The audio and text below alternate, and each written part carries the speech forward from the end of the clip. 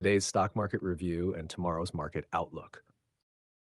भारतीय शेयर बाजार में उतार चढ़ाव के बीच मामूली बदलाव देखने को मिला क्योंकि मासिक डेरिवेटिव्स एक्सपायरी के दौरान विदेशी निवेशकों की लगातार बिकवाली जारी रही।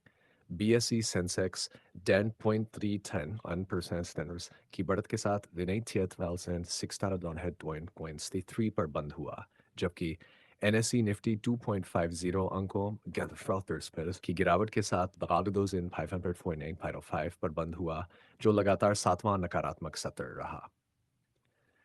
सेक्टोरल प्रदर्शन। भारतीय रिजर्व बैंक द्वारा छोटे उधारकर्ताओं और गैर बैंकिंग वित्तीय कंपनियों एनबीएफसी के लिए अन्य नियमों में छूट देने से वित्तीय क्षेत्र को मजबूती मिली।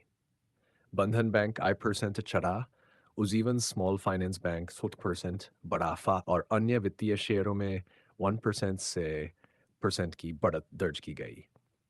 ऑटोमोबाइल सेक्टर ऑटो सेक्टर में गिरावट रही, जिसमें महिंद्रा एंड्रा 1% गिरा। सीमेंट उद्योग अल्ट्राटेक सीमेंट 5% गिरा क्योंकि इसने वायर्स और केबल व्यवसाय में अप्रत्याशित रूप से प्रवेश करने की घोषणा की, जिससे पूंजी आवंटन को लेकर निवेशकों की चिंताएं बढ़ गई। इस घोषणा का प्रभाव हेवल्स इंडिया -6% और पॉलीकैब इंडिया -8% पर भी पड़ा। मिसुआत फरवरी दोहा दिसंबर के लिए बाजार पूर्वानुमान।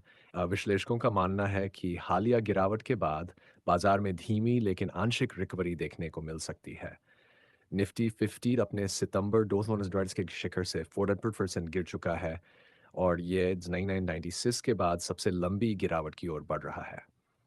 उच्च मुद्रास्फीति और स्थिर आय के कारण आर्थिक वृद्धि और कॉरपोरेट लाभ पर असर पड़ा है, जिससे विदेशी निवेशकों की बिकवाली जारी है।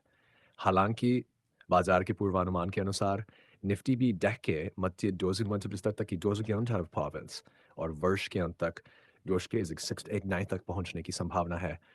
बीएसई सेंसेक्स के दिसंबर 2022 तक एचटी के अंत 550 तक पहुंचने का अनुमान है। आरबीआई की नीतिगत डील से वित्तीय शेयरों को समर्थन मिलने की उम्मीद है, जिससे बैंकिंग और एनबीएफसी सेक्टर में सकारात्मक गति बनी रह सकती है। दूसरी ओर ऑटोमोबाइल और सीमेंट सेक्टर को उनके खास मुद्दों के कारण चुनौतियों का सामना करना पड़ सकता है। महत्वपूर्ण कारक जिन पर नजर रखनी चाहिए। भारत की जीडीपी वृद्धि दर और वैश्विक आर्थिक संकेतक, जो बाजार की धारणा को प्रभावित कर सकते हैं। मासिक डेरिवेटिव्स एक्सपायरी, जिससे बाजार में अस्थिरता बढ़ सकती है। निष्कर्ष। हालांकि अल्पकालिक चुनौतियां बनी हुई हैं, लेकिन नीतिगत समर्थन और संभावित आर्थिक सुधार बाजार के लिए सतर्क आशावाद का संकेत देते हैं। घोषणा। एरोडियल फिनटेक केवल शैक्षिक उद्देश्यों के लिए वित्तीय जानकारी प्रदान करता है। हम कोई वित्तीय सलाह या खरीद बिक्री की सिफारिश नहीं देते हैं।